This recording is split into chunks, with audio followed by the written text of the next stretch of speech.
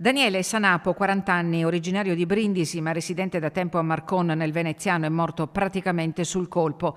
L'impatto fra la sua moto e un camioncino lungo la provinciale numero 2 che da Meano porta verso Oregni di Sospirolo non gli ha lasciato scampo. Lo scontro è accaduto attorno alle 11:30. È a quell'ora che la macchina dell'emergenza sanitaria e dei soccorsi si è mossa in forze. Ambulanza, elicottero, le pattuglie della Polstrada da Belluno e Feltre, i vigili del fuoco. Ma per il quarantenne lagunare in forza al reparto di fanteria d'assalto anfibio dell'esercito italiano di Mestre non c'è stato nulla da fare. Sotto shock, ma illeso, il conducente del camioncino. Per ricostruire la dinamica dello schianto è al lavoro l'ufficio infortunistica della Polstrada del comando di Belluno. La provinciale è rimasta chiusa al traffico fino alle 14:30 per la messa in sicurezza del luogo.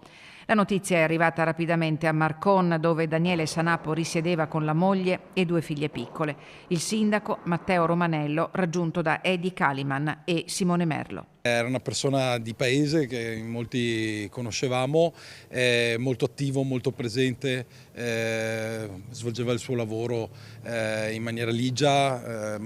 Ho avuto modo di sentire alcuni dei colleghi nelle ore passate, lo ricordano con grande affetto. Il primo cittadino di Marcon ha espresso la vicinanza alla famiglia, dell'amministrazione e di tutta la comunità. Sgomento e dolore indicibili fra gli amici che conoscevano Daniele Sanapo, che aveva una passione sfrenata per la musica e suonava ogni giovedì in un locale di Marcon. Daniele, lei lo conosceva da quando aveva iniziato a suonare qui? Da 3 anni circa, e sapeva far divertire la gente. Un grande dolore. Sì.